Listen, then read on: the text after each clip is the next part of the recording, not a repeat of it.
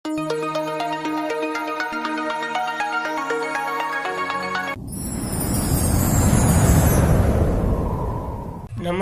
ગુજરાતના અધિકારી મિત્રો, આજે આપણે 13 ફેબ્રુઆરી 2024નું મોસ્ટ ઇમ્પોર્ટન્ટ કરંટ અફેર એની સાથે સાથે જીકે અને જીએસ વિશે ચર્ચા કરવાના છે। તો ખાસ કરીને ચેનલ ઉપર નવા હોય તો ચેનલને અવશ્યથી સબસ્ક્રાઇબ કરી લેવી, વિડીયો પસંદ આવે લાઈક કરવો અને તમારા મિત્રો સુધી અવશ્યથી શેર કરી દેવો। તો ચલીએ આજના મોસ્ટ ઇમ્પોર્ટન્ટ ક્લાસની આપણે શુભ શરૂઆત કરી દઈએ। તો વિજ્ઞાન અને મહિલા અને જે છોકરીઓનો આંતરરાષ્ટ્રીય દિવસ 2026 આપણે ક્યારે મનાવ્યો? તો 11 ફેબ્રુઆરીના રોજ આ એક મહત્વનો દિવસ ઉજવવામાં આવે છે। આપણને ખબર જ છે જે સ્ટેમ યોજના ચાલી રહી છે એમાં ખાસ કરીને મહિલાઓના યોગદાન વધારવા માટેની જ એક યોજના છે। તો દર વર્ષે 11 ફેબ્રુઆરીના રોજ વિજ્ઞાન, મહિલા અને કન્યાઓ આંતરરાષ્ટ્રીય દિવસ તરીકે ઉજવવામાં આવે। ટૂંકમાં વિજ્ઞાનમાં મહિલાઓ અને કન્યાઓનો ફાળાને આ દિવસ છે। આ દિવસ સંયુક્ત રાષ્ટ્રના નેતૃત્વ હેઠળ જે વૈશ્વિક સ્તરે ઉજવવામાં આવે છે, જેમાં વિજ્ઞાન, ટેકનોલોજી, એન્જિનિયરિંગ અને ગણિત, જેના આપણે ટૂંકમાં સ્ટેમ કહીએ છીએ, એ ક્ષેત્રે ખાસ કરીને મહિલાઓ અને છોકરીઓને સતત ઓછી પ્રતિનિધિત્વ અંગ વધવા માટે આંતરરાષ્ટ્રીય ચિંતાના પગલે ડિસેમ્બર 2015માં યુએન જનરલ એસેમ્બલી દ્વારા સત્તાવાર સ્થાપિત કરેલા એક દિવસ છે। તો આપણને યાદ રાખવો અને 2016માં પ્રથમ વખત મનાવ્યો હતો, તો યાદ રાખવો। થીમની વાત કરીએ તો દ્રષ્ટિ અસર સુધી જાગૃતિ અંતરને બંધ કરી સ્ટેમને ફરી એક વ્યાખ્યાયિત કરવું, ખાસ સ્ટેમ ઉપર જ આખી રમત છે, તો આપણને યાદ રાખવી। એ સાથે જ 11 ફેબ્રુઆરીએ વિશ્વ યુનાની દિવસ આપણે મનાવ્યો, જેને જન્મ જયંતિ કે હાકિમ અજમલ ખાન, જે પ્રખ્યાત ભારતીય યુનાની વિદ્વાન અને સમાજ સુધારક હતા, એની જન્મ જયંતિના એક દિવસ મહત્વ ધરાવે છે। પ્રથમ 2017માં સેન્ટ્રલ રિસર્ચ ઇન્સ્ટિટ્યુશન ઓફ યુનાની મોર્સિન્સ હૈદરાબાદ ખાતે આવેલું છે ને, એના દ્વારા શરૂ કરવામાં આવ્યું હતું અને ત્યારથી દર વર્ષે મનાવીએ છીએ। આની થીમ નવીનતા અને પુરાવા, યુનાનીની પ્રથા, ખાસ યુનાની હું કામ આવે તો આપણને ખબર જ છે, તો યાદ રાખવા આ મહત્વના 2 દિવસો। ત્યારબાદ 11 ફેબ્રુઆરીએ દાણચોર વિરુદ્ધ દિવસ પણ મનાવવામાં આવે છે, તો એ પણ યાદ રાખવો। અને સુરક્ષિત ઇન્ટરનેશનલ દિવસ 2026 જે 10 ફેબ્રુઆરીએ મનાવ્યો છે, કારણ કે ફેબ્રુઆરીના બીજા મંગળવારે આ દિવસ મનાવવામાં આવે છે, તો બીજો મંગળવાર 10 ફેબ્રુઆરીએ હતો, તો આ એક દિવસ પણ એડ કરી લેવો। અને થીમ તો કે સ્માર્ટ ટેક, સલામતી પસંદગી। તો ખાસ આજના ત્રણેય મહત્વના દિવસો છે, તો આપણે ત્રણ યાદ રાખવા। હવે ફેબ્રુઆરીના દિવસો જોઈ લઈએ। 1 ફેબ્રુઆરીએ ભારતીય સુરક્ષા ગાર્ડની 50મી સ્થાપના દિવસ મનાવ્યો। 2 ફેબ્રુઆરીએ વિશ્વ વેટલેન્ડ દિવસ। 4 ફેબ્રુઆરીએ વિશ્વ કેન્સર દિવસ અને આંતરરાષ્ટ્રીય માનવ બંધુતા દિવસ। 6 ફેબ્રુઆરીએ સ્ત્રી જનન અંગછેદ માટે શૂન્ય સહિષ્ણુતા આંતરરાષ્ટ્રીય દિવસ। 9 ફેબ્રુઆરીએ આંતરરાષ્ટ્રીય વાય દિવસ, જે ફેબ્રુઆરીના બીજા સોમવારે હોય। 10 ફેબ્રુઆરીએ વિશ્વ કઠોળ દિવસ, અને કઠોળ યાદ રાખવો કારણ કે એક આર્ટિકલ એના વિશે જોવાનો જ છે। રાષ્ટ્રીય કૃમિનાશક દિવસ, તો આ મહત્વના દિવસો આપણને યાદ રાખવા ઇમ્પોર્ટન્ટ બને છે। ત્યારબાદ તાજેતરમાં જ વિપક્ષ દ્વારા ઓમ બિરલા સામે અવિશ્વાસનો પ્રસ્તાવ કયા ગૃહમાં લાવવામાં આવ્યો છે? તો ખાસ લોકસભાના અધ્યક્ષે, તો લોકસભાના જ ગૃહમાં લાવવામાં આવે છે। આના રાજ્યસભાએ કંઈ લેવા દેવા નથી, તો આ એક મહત્વનો પીવાયક્યુ આપણે સોલ્વ કરી લીધો છે। લોકસભામાં જ આ પ્રસ્તાવ, કારણ કે વિરોધ એટલે રાજ્યસભાના નથી કંઈ લાગુ જ નથી પડતું। લોકસભાના અધ્યક્ષે સ્પીકર, જેને આપણે કહીએ છીએ ટૂંકમાં ઓમ બિરલા, જેના વિરુદ્ધ અવિશ્વાસનો પ્રસ્તાવ વિપક્ષે લાવ્યો છે। કોંગ્રેસ અને અન્ય પક્ષો વિરુદ્ધ, એટલે કે બિરલા વિરુદ્ધ પણ જે પક્ષ નેતા રાહુલ ગાંધીએ ભૂમિકા, જે ભારતીય સેનાના પ્રમુખ જનરલ નરવણે અપ્રકાશિત સંસ્કરણની અવતરણ, ટૂંકમાં આ નરવણેનું એક પુસ્તક હતું, એ વાંચવાનો પ્રયાસ કરેલો હતો લોકસભામાં, અને એને ના પાડી ઓમ બિરલાએ કે આ પુસ્તક અહીં નહીં રીડ થાય, તો એના વિરુદ્ધ જ આ એક પ્રસ્તાવ છે। કારણ કે જો ઓમ બિરલા ના પાડી અને જે ભાજપના બધી નેતાઓ બોલે છે, તો એના માટે એને કેમ નથી રોકતા ને એવું બધી હાલત છે રાજકારણમાં। કરવા અથવા તો વિશે બોલવાની મંજૂરી ન આપવા બદલ ઓમ બિરલાનો દાવો, જે માટે કે વડાપ્રધાન નરેન્દ્ર મોદીએ ગૃહની અંદર હુમલો થઈ શકે અને પ્રહાર કર્યો છે, આ નવો પ્રહાર કહી શકાય। ઓમ બિરલા વિરુદ્ધ અવિશ્વાસનો પ્રસ્તાવ આ પહેલી વખત નથી બન્યું, કારણ કે આને પહેલા 3 વખત બની ચૂકી છે આવી ઘટના, પણ કોઈ દી પસાર નથી થયો અવિશ્વાસનો પ્રસ્તાવ। આ વખતે શું થાય જોઈએ। રાજ્યસભામાં લાગુ નથી પડતો આ અવિશ્વાસનો પ્રસ્તાવ, કારણ કે લોકસભાના સ્પીકર જે ઓમ બિરલા છે એના વિરુદ્ધ લાવ્યો છે। ગૃહની કાયદાકીય કામગીરીનું સંચાલન અને પ્રથા અને પ્રક્રિયા અનુસાર લોકસભાના ઠરાવ દ્વારા અધ્યક્ષ અથવા તો ઉપાધ્યક્ષ પદ પરથી દૂર કરી શકાય, જે ગૃહના તમામ તાત્કાલિક સભ્ય બહુમતીથી પસાર કરે છે અને બંધારણના અનુચ્છેદ ખાસ ઇમ્પોર્ટન્ટ અનુચ્છેદ બનશે. આર્ટિકલ નંબર 94C હેઠળ આ પ્રક્રિયા શક્ય છે. આપણે 94(1), 2 અને 3ની માહિતી જોવાના છે. અનુચ્છેદ 94 જે સ્વ અધ્યક્ષ અથવા તો ઉપાધ્યક્ષ હોદ્દા પર રહેલા લોકોને રાજીનામું અથવા તો દૂર કરવાની જે જોગવાઈ કરે છે. આ 94નો આખો આર્ટિકલ. એમાં 1 સબક્લોઝ 1, 2 અને 3 ઘણા આર્ટિકલો પડે છે. આ પહેલાં તો કે 14 દિવસ અગાઉ નોટિસ આપવી પડે છે અને રાહુલ ગાંધીએ નોટિસ આપી છે. કલમ 94 મુજબની વાત કરી લઈએ. 94 એ શું કે તો લોકસભાના સભ્ય તરીકે સેવા આપતા નથી તો એના વિરુદ્ધ લાગે છે. 94B શું કે તો ગૃહ અથવા તો ગૃહના સભ્ય તરીકે સેવા આપવા સભ્યને કોઈ સમય અથવા તો પોતાના હસ્તાક્ષર હેઠળ લખી અને પદ છોડી શકે, એટલે ટૂંકમાં રાજીનામાની જ વાત કરેલી છે. 94C શું કે તો લોકસભાના સમયના તમામ સભ્ય બહુમતી દ્વારા પ્રસાર કરેલ ઠરાવ રજૂ કરે અને લોકસભાના અધ્યક્ષને દૂર કરે છે. અને આ જ પ્રક્રિયા શરૂ કરવામાં આવી છે લોકસભામાં ઓમ બિરલા વિરુદ્ધ, તો આપણને યાદ રાખવી. જ્યારે 1954માં લોકસભાના પ્રથમ અધ્યક્ષ હતા ને ગણેશ વાસુદેવ માવણકર, તમને નામ તો ખબર જ હશે. 1954માં એના વિરુદ્ધ અવિશ્વાસનો પ્રસ્તાવ લાગુ પાડવામાં આવ્યો હતો. ત્યારબાદ નવેમ્બર 1966માં હુકમસિંહ સામે અને એપ્રિલ 1987માં બલરામ જાખડ સામે. તો આ 3 અવિશ્વાસના પ્રસ્તાવ લાગી ચૂક્યા છે, પણ એ કોઈ અત્યાર સુધી પસાર નથી થયા છે.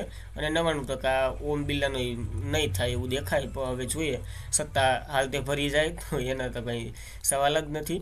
અને આ અવિશ્વાસનો પ્રસ્તાવ લાગુ કરવો પડે ને તો 50% સમર્થકો જોઈએ એવો છો લેખિતમાં દે પછી અવિશ્વાસનો પ્રસ્તાવ લાગુ પડે, એ તો ખ્યાલ જ હશે ને, બંધારણ રીત કરેલું જ હશે, તો એક યાદ રાખવું.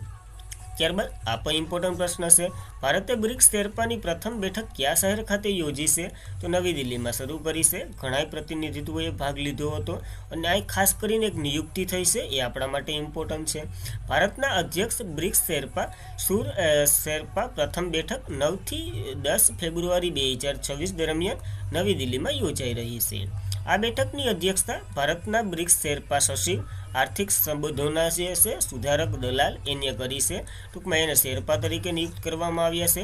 અને શેરપા શું કાર્ય કરે એ તો તમને ખબર જ છે, કારણ કે આપણે જોતા જ હોય છે પર્વતારોહણ. આ શેરપાએ એટલી વાર સળંગ કર્યું હું તો કંઈક ગાઈડન્સ આપું. ટૂંકમાં આ આખી બ્રિક્સ સમિટ 2026 થશે ને એનું આખું ગાઈડન્સ સુધાકર દલાલ આપવાના છે, તો ખાસ મહત્વ ધરાવે છે આપણા માટે, ઇમ્પોર્ટન્ટ છે, તો યાદ રાખવું આપણને આ એક નિયુક્તિ. સંયુક્ત સચિવ બહુપક્ષીય આર્થિક સંબંધો શ્રી શુંભી એલ હકી, ભારતીય બ્રિક્સ સોસ શેરપા દ્વારા સમર્થન કરવામાં આવ્યું છે. આનું ભારતે સ્થિતિસ્થાપકતા, નવીનતા અને સહકાર અને ટકાઉપણા માટે નિર્ણય આ થીમ ઉપર આ બેઠક યોજી છે, તો ઇમ્પોર્ટન્ટ ધરાવે. બ્રિક્સ શેરપા અને બ્રાઝિલ. બ્રિક્સ શેરપાઓ બ્રાઝિલ, ચીન, Egypt, Ethiopia, Indonesia, Iraq, Russia, Saudi Arabia ઘણા દેશોએ આમાં ટૂંકમાં ભાગ લીધો હતો આ બેઠકમાં, જે નવી દિલ્હી ખાતે ભરાણી ને એ મહત્વનું નથી, પણ નામ ખાસ ઇમ્પોર્ટન્ટ ધરાવે. કારણ કે જો 2023માં ભારતે જે G20ની બેઠક કરીને એના શેરપા કોને બનાવ્યા હતા એ નામ પૂછાઈ ગયું છે, તો આપણને યાદ રાખવું પડશે. આ 18મી બ્રિક્સ સમિટ છે જે 2026 દરમિયાન ચાલી રહી છે. એની થીમ છે સ્થિતિસ્થાપક, નવીનતા, સહયોગ અને ટકાઉપણું. ખાસ યાદ રાખવું, કારણ કે જો અસ્થાયી G20ની થીમ ફરતી હોય તો આ તો બ્રિક્સ સમિટ આપણે યોજી રહ્યા છે, ખાસ યાદ જ રાખી લેવી. ભારતે ચોથી વખત બ્રિક્સની અધ્યક્ષતા કરી રહ્યું છે, કારણ કે 2012, 2016 અને 2021માં ભારત કરી ચૂક્યું છે. 2025માં બ્રાઝિલે કરી છે, હવે 2026માં ભારત કરી રહ્યું છે, તો મહત્વ ધરાવે, આપણને યાદ રાખવું. ત્યારબાદ બોયફેક્સ 2026માં કયા દેશના વર્ષનો સર્વશ્રેષ્ઠ દેશ જાહેર કરવામાં આવ્યો છે? તો ભારતને આ મોકો મળ્યો છે, સર્વશ્રેષ્ઠ દેશ જાહેર કર્યો અને એક એવોર્ડ લઈ આવ્યા છે. તો ભારતે કાર્બનિક ઉત્પાદનમાં વૈશ્વિક અગ્રણીય વેપાર મેળવશે આ બોયફેક્સ, જે ખાસ કરીને કાર્બનિક ઉત્પાદનને કાબુ કરે, ઓર્ગેનિક તરફ વળે એના માટેનો છે. આ બોયફેક્સ 2026 વર્ષના દેશના તરીકે નિયુક્ત કરે અને ટકાઉ કૃષિ માટે વૈશ્વિક માન્યતા પ્રાપ્ત કરી લીધી ભારતે. આ કાર્યક્રમ 10થી 13 ફેબ્રુઆરી 2026 દરમિયાન ન્યુમેરબર્ગ, જર્મની ખાતે યોજાયો હતો. આ સન્માન ભારતના જે વૈશ્વિક કાર્બનિક ચળવળના કેન્દ્રમાં રાખી ઉચ્ચ ગુણવત્તાવાળા કાર્બનિક ખાદ્ય ઉત્પાદનને વિશ્વસનીય સપ્લાય તરીકે વધતી જતી જે શક્તિ છે એને પ્રતિબિંબ કરે છે. અને અહીં ભારતને કન્ટ્રી ઓફ ધ યર એવોર્ડથી એનાયત કરવામાં આવ્યો છે, જે વૈશ્વિક સ્તરે ઓર્ગેનિક ખેતીમાં ભારતની પ્રાધાન્યતા દર્શાવે છે. અહીં ભારત વતી અપેડા એ ભારતની સૌથી મોટી ઓર્ગેનિક એક્સપોનું આયોજન કર્યું હતું, જે અમે આપણા ઘણા જીઆઈ ટેગોવાળી વસ્તુઓ છે ને એનું ખાસ કરીને પ્રદર્શન કર્યું હતું. તો ખાસ ઇમ્પોર્ટન્ટ ધરાવે છે આ એક બોયફેક્સ 2026 મેળો આપણને યાદ રાખવો જર્મનીમાં યોજાયો. અપેડાની વાત કરી લઈએ. Agriculture processing food products export development authority એનું ફૂલ ફોર્મ થાય છે, જેની રચના 1986માં થઈ હતી. આનું હેડક્વાર્ટર નવી દિલ્હીમાં છે. અધ્યક્ષની વાત કરીએ અભિષેક દવે છે. ભારતમાં કૃષિ અને પ્રોસેસિંગ ખાદ્ય ઉત્પાદનના નિકાસ વિકાસ વગેરેને આ પ્રોત્સાહન આપે છે, તો આપણને યાદ રાખવું. ત્યારબાદ તો કે ઇનકોસે તેમના કેટલામાં સ્થાપના દિવસ નિમિત્તે ઉજવવાના ભાગરૂપે 3 નવી સમુદ્રીય માહિતી સેવાઓ શરૂ કરી છે. તો 27મો સ્થાપના દિવસ ઉજવી રહ્યું છે ઇનકોસ. ખાસ ઇમ્પોર્ટન્ટની સંસ્થા છે સમુદ્રશાસ્ત્રના અંતર્ગત. તો પૃથ્વી વિજ્ઞાન મંત્રાલય હેઠળ એક સ્વાયત્ત સંસ્થા જે Indian national centre for of information service ઇન્ફોસનું આખું પૂરું નામ થાય છે, એના જ ભાગરૂપે અહીંયા 3 નવી પહેલો શરૂ કરી છે, એમ પણ તમે કહી શકો. એક એપ છે, એક પોર્ટલ છે ને વગેરે વગેરે છે. જે 3 નવી સમુદ્ર પહેલની વાત કરીએ, ચીલી એપ્સ છે, સમુદ્ર 2 છે જે મોબાઈલ એપ છે, અને સેવાંશ છે જે લોન્ચ કર્યું છે. જોઈ લે થોડી બધા વિશે માહિતી. ચીલી એપ શું છે? તો કે જેલીફિટ એગ્રીકલ્ચર ઇન્ફોર્મેશન ઇરેક્ટ્રીસ પોર્ટલ છે, જે એક રાષ્ટ્રીય વેબ આધારિત પ્લેટફોર્મ છે જે ભારતની દરિયાકાંઠે જેલીફિશ એકત્રિત ટોળા અને ફસાઈ રહેલા જે ઘટનાઓ છે ને એની માહિતી પ્રદાન કરશે. તો ખાસ ઇમ્પોર્ટન્ટ ધરાવે છે આ જેલીફિશ પોર્ટલ. સમુદ્ર 2 જે મોબાઈલ એપ્લિકેશન છે, અપગ્રેડ બહુભાષી સલાહકાર પ્લેટફોર્મ છે જે માછીમારો અને દરિયાની વપરાશકર્તા સમુદ્રને માહિતી પ્રારંભ કરશે, જેનાથી ચેતવણી પહોંચાડવામાં ઇમ્પોર્ટન્ટ થાય. કારણ કે માછીમારો સમુદ્રમાં જતા હોય તો ત્યાં તો પછી કંઈ એવું બધી ન હોય. ત્યારબાદ તો કે સ્પ્લેશની વાત કરીએ, જે સર્ચ ઇન્ટર વર્નિલેસ એડવાન્સ સિસ્ટમ છે જે દરિયાકાંઠાના પૂરની પ્રારંભિક ચેતવણી આપશે. ફુલાવ સર્જ પૂર ઘટનાઓ આગોતરા ચેતવણી આપવા માટેનું છે. ટૂંકમાં પૂરની ચેતવણી આપવા માટેની એક શું કહેવાય જે પ્લેટફોર્મ તરીકે સ્પ્લેશની રચના કરી છે. તો 3 મહત્વના છે, યાદ રાખવું. ઇનકોસની વાત કરીએ, Indian national centre four ocean information service એનું ફૂલ ફોર્મ થાય છે. મુખ્ય મથક હૈદરાબાદમાં છે. 9 ફેબ્રુઆરી 1999માં એની સ્થાપના કરવામાં આવી હતી અને 9 ફેબ્રુઆરી 2026ના રોજ એને પોતાનો 27મો સ્થાપના દિવસ ઉજવી રહ્યું છે. અને અહીંયા મુખ્ય મહેમાન તરીકે એક ફેક્ટ નીકળી શકે, વી નારાયણ હતા જે ઇસરોના અધ્યક્ષ છે. કેટલામાં નંબરના છે એ મારા વિદ્યાર્થીઓ કોમેન્ટ કરી દેશે, તો આપણને યાદ રાખવું. ત્યારબાદ વૈશ્વિક ભ્રષ્ટાચાર સૂચકાંક 2025માં ભારતને કેટલામો સ્થાન મળ્યો છે? તો ભારતને 91મો સ્થાન મળ્યો છે. 94માં હતો 2024માં, એનો યાદ રહી તો પહાલ છે. મંગળવારે જાહેર થયેલ ભ્રષ્ટાચાર ધારણા સૂચકાંક 2025માં ભારત 182 દેશોમાં પ્રવેશમાં 5 સ્થાન ઉપર સરકી 91માં સ્થાને આવ્યું છે, એ યાદ રાખવું. 2024નું નો યાદ રહી તો પહાલ છે. 96માં સ્થાને ક્રમથી સુધરી 96માં ક્રમ 94માં નહીં, માય મિસ્ટેક. બર્લિન સ્થિર ભ્રષ્ટાચાર વિરુદ્ધ વોન્ડસેકનો આ એક અહેવાલ છે, તો આપણને યાદ રાખવો. ડેનમાર્કની વાત કરીએ, સૌથી ઓછા ભ્રષ્ટાચાર સાથે પહેલા નંબર ઉપર છે. ત્યારબાદ ફિનલેન્ડ, સિંગાપુર ને વગેરે છે. સૌથી છેલ્લે વાત કરીએ તો સુદાન સૌથી વધારે ભ્રષ્ટાચાર ન્યા છે. અને યુરોપમાં ફક્ત જર્મનીનો સ્ટોક સુધરી રહ્યો છે, નકર બીજા બધી દેશોનો સ્ટોક ખરાબ થઈ રહ્યો છે. તો આપણને યાદ રાખવું પડશે, ઇમ્પોર્ટન્ટ ધરાવે છે. ત્યારબાદ કયા રાજ્યના મુખ્યમંત્રી મોહન શરણ માંઝી હરિશ્ચંદ્રના નવા 2 પુસ્તક જેનું નામ કરીએ તો બક્ષી જનબંધુ ધ ગ્રેટ કમાન્ડ અને 1817 પેંડા બળવા એનું લોકાર્પણ કરવામાં આવ્યું છે. એક પુસ્તક ઓડિસી ભાષામાં છે, ઓડિયા ભાષામાં, અને એક પુસ્તક ઇંગ્લિશ ભાષામાં છે જે ઇમ્પોર્ટન્ટ નથી. ઓડિશાના સીએમ છે અને ભુવનેશ્વરમાં એક સમારોહ દરમિયાન આનું વિમોચન થયું છે, તો આપણને યાદ રાખવું પડશે. ઓડિશાના મુખ્યમંત્રી મોહન શરણ માંઝીએ ભુવનેશ્વરમાં એક સમારોહમાં પ્રીડ રાજકારણીય અને ભૂતપૂર્વીય રાજ્યપાલ વિશ્વભૂષણ હરિશ્ચંદ્ર દ્વારા લખાયેલ 2 પુસ્તકનું અનાવરણ કર્યું છે. તેઓ 1977 થી 2009 દરમિયાન 5 વખત વિધાનસભાના સભ્ય તરીકે રહી ચૂકેલા છે, 4 વખત કેબિનેટ મંત્રી તરીકે, અને હાલ તે સક્રિય રાજકારણમાં પ્રવેશતા પહેલા તેમણે 1972 થી ઓડિયા હાઈકોર્ટના કાયદાની પ્રેક્ટિસ પણ કરેલી છે. આ કટોકટી દરમિયાન અને તેમની લોકશાહીની ચળવળ વગેરેનું નેતૃત્વ કરે છે. જેના 2 પુસ્તકના ખાલી નામ યાદ રાખજો, બક્ષી જનબંધુ ધ ગ્રેટ કમાન્ડ અને 1817 પૈડા બળવા. તો ખાસ આ ઓડિયા ભાષામાં છે, આ ઇંગ્લિશ ભાષામાં છે, તો બંનેના ભાષા પણ આપણને યાદ રાખવી. વિશ્વભૂષણ હરિશ્ચંદ્ર ઓડિશાના રાજ્યપાલ રહી ચૂકેલા છે, તો ખાસ ઇમ્પોર્ટન્ટ, ઓડિશાના તો નહીં પણ રાજ્યના રાજ્યપાલ પર રહી ચૂકેલા છે અને મુખ્યમંત્રી મોહન શરણ માંઝી દ્વારા ભુવનેશ્વરમાં એક સમારોહ દરમિયાન આ પુસ્તકનું અનાવરણ થયું છે. તો બંને માહિતી આપણને યાદ રહેવી જોઈએ. ત્યારબાદ 2025માં લીડ પ્રમાણિત બિલ્ડિંગ સ્પેસમાં ભારત વૈશ્વિક ક્રમે યુનાઇટેડ સ્ટેટ્સને બહાર કાઢી નાખ્યું. અને શું છે ભારતનો ક્રમ? તો ભારતને બીજો ક્રમ મળ્યો છે. યુએસ હંમેશા પહેલા નંબર ઉપર જ હોય છે, એટલે એને બરાબર કાઢી નાખ્યું. એના સિવાયના બીજા 10 દેશોનો આ રેન્કિંગ આપવામાં આવ્યો છે, તો બહાર કાઢ્યું એટલે હવે કાઢીને જ મૂક્યું, એ યાદ રાખવું. 2025માં ભારતની leadership in energy and environment designs એટલે કે લીડ પ્રમાણિત બિલ્ડિંગ સ્પેસ યુનાઇટેડ સ્ટેટ્સને બહાર. ત્યારબાદ વૈશ્વિક સ્તરે બીજા નંબર ઉપર ભારત રહ્યું છે, પહેલા નંબર ઉપર ચાઇના છે. અને આ ranking United state green buildings council અને ગ્રીન બિઝનેસ સર્ટિફિકેટ ઇન્ક છે ને એના દ્વારા બહાર પાડવામાં આવે છે. 26 મિલિયન ગ્રોસ સ્ક્વેર મીટર સાથે ચીન યુએસને બહાર કરી અને પ્રથમ નંબરે છે. ત્યારબાદ ભારત 16 મિલિયન GMS સાથે બીજા ક્રમે છે. તો ક્રમ યાદ રાખવો. અને લીડ ઓપરેશનલ એન્ડ મેન્ટલ્સમાં મજબૂત વૃદ્ધિ દર્શાવે છે ભારત. અને હાલમાં જ બિલ્ડિંગ પ્રદર્શન પર ધ્યાન કેન્દ્રિત કરી રહ્યું છે ભારત, એવું આ રિપોર્ટમાં કીધું છે. તો આપણને એક ડેટા યાદ રાખવો ઇમ્પોર્ટન્ટ બને છે. ત્યારબાદ કેન્દ્રીય મંત્રી શિવરાજસિંહ ચૌહાણની અધ્યક્ષતામાં કયા રાજ્યના અમલાહાથી રાષ્ટ્રીય વ્યાપી કઠોળ ક્રાંતિનો શુભારંભ કરવામાં આવ્યો છે? તો મધ્યપ્રદેશે જે કૃષિનું વર્ષ જાહેર કર્યું છે ને એને જાહેર કર્યું છે, યાદ રાખવું. કેન્દ્રીય મંત્રી શિવરાજસિંહ ચૌહાણની અધ્યક્ષતામાં મધ્યપ્રદેશના સિહોર જિલ્લામાં અમલાહથી રાષ્ટ્રીય વ્યાપી કઠોળ ક્રાંતિનો પ્રારંભ થયો છે. ભારતની કઠોળ નીતિ અને ખેડૂત કેન્દ્રીય કૃષિ સંસાધનના નવા અધ્યાય સાથે મધ્યપ્રદેશ જે સિહોર જિલ્લો અલમાં ફૂડ લેમ્બ્યુ રિસર્ચ સેન્ટરથી શરૂ થયું છે.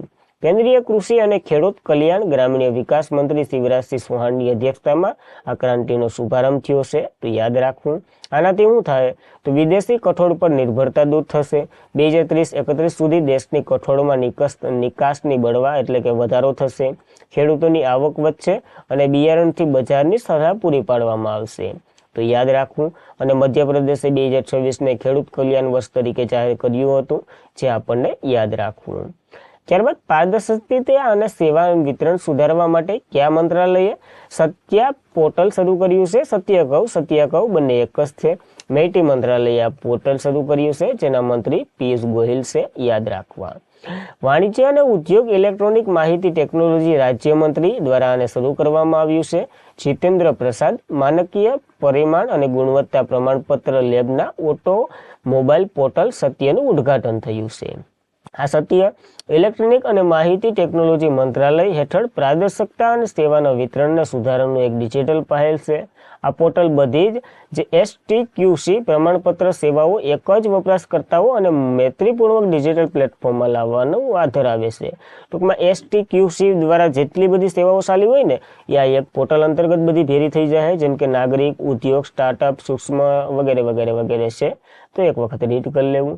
જ્યારે સ્કોકની વાત કરીએ, જે સ્ટેન્ડર્ડાઇઝેશન ટ્રેડિક્સ એન્ડ ક્યુએટન સર્ટિફિકેટ એક જારી કરે છે. આ મેઇટીની એક સંસ્થા છે. આનું કાર્ય ઇલેક્ટ્રોનિક IT પ્રોડક્ટ, સોફ્ટવેર, વેબસાઇટની ગુણવત્તા, સુરક્ષા અને વિશ્વસનીય તપાસનું પ્રમાણપત્ર આપવાનું આનું કાર્ય હોય છે. હવે બધી એક પોર્ટલ શરૂઆતમાં થઈ જાય એટલે વાંધો નહીં આવે, એની પારદર્શકતા અને વગેરે છે, તો યાદ રાખવું આપણને. અને આજના માટે એટલું જ હતું. ખાસ કરીને મિત્રો વિડીયો પસંદ આવે લાઇક કરો, તમારા મિત્રોને શેર કરો અને ચેનલ ઉપર નવા હોય તો અવશ્યથી સબસ્ક્રાઇબ કરી લો. કાલનું રિવિઝન કરી લઈએ પછી એન્ડ કરીએ. તાજેતરમાં જ આંતરરાષ્ટ્રીય એપિલેપ્સી દિવસ 2026 ક્યારે મનાવ્યો હતો? તો 9 ફેબ્રુઆરી આ દિવસ મનાવ્યો. સંતોષ ટ્રોફી 2025-26 ફાઇનલ કયા રાજ્ય ખાતે યોજાઈ છે? તો આસામમાં યોજાઈ છે. જીત્યું કોણ? સર્વિસીસ જીત્યું છે. તાજેતરમાં જ ભૂપેન્દ્ર પટેલે ગબ્બરથી માનસરોવરને જોડતો શક્તિ કોરિડોરનો શિલાન્યાસ અંબાજી ખાતે બનાસકાંઠામાં કર્યો છે, યાદ રાખવો. નેટવર્ક રેડિનેસ ઇન્ડેક્સ 2025માં ભારતનો ક્રમ 45મો ક્રમ છે. સુધરો કે બગડો તમારે કોમેન્ટ કરવાની છે. તાજેતરમાં સના તાઇકી મહિલાએ કયા દેશના પ્રથમ વડાપ્રધાન તરીકે શપથ લીધા છે? જાપાનના પ્રથમ બન્યા છે, તો યાદ રાખવા આપણને. આંતરરાષ્ટ્રીય ફ્લીટ સમીક્ષા મિલાન 2026 કવાયત ભારતમાં ક્યાં યોજાશે? તો એ ઘરે 3-4 પ્રોગ્રામો થવાના છે વાયુસેનાના, નેવીના, તો યાદ રાખવા. કયા દેશમાં યોજાઈ રહેલ એશિયન ઇન્ડોર એથ્લેટિક્સ ચેમ્પિયનશિપમાં ભારતના તેજસ શંકરે ગોલ્ડ મેડલ જીત્યો છે? તો ચાઇનામાં યોજાઈ રહી હતી. ભારત 6ઠા ક્રમે રહ્યો હતો. કયા રાજ્ય સરકારે એઆઈ આધારિત ડિજિટલ લર્નિંગ એપ અથવા તો પહેલ પઢાઈ વિથ એઆઈ શરૂ કરી છે? હિમાચલ પ્રદેશના મુખ્યમંત્રી સુખવીરસિંહ સુખુ હાજી. સિટી યુનિયન બેંકના સીઈઓ તરીકે આરબીઆઈ દ્વારા કોને વ્યક્તિને નિમણૂકને મંજૂરી આપી છે? તો વિજય આનંદે મંજૂરી આપી છે, યાદ રાખવું. આજના માટે એટલું જ હતું. ખાસ કરીને મિત્રો, વિડીયો પસંદ આવે એક લાઇક કરો, તમારા મિત્રોને શેર કરો. ચેનલ ઉપર નવા હોય અવશ્યથી સબસ્ક્રાઇબ કરી લો. પીડીએફ, સ્ટડી મટીરિયલ વગેરે માટે ટેલિગ્રામમાં જોઈન્ટ થઈ શકો છો. આજના માટે એટલું જ હતું. ખાસ રિવિઝન કરો, રીડિંગ કરો અને તૈયારી મજબૂત બનાવો અને એક ગવર્મેન્ટ જોબ લો એવી આશા સાથે જય હિન્દ, જય ભારત.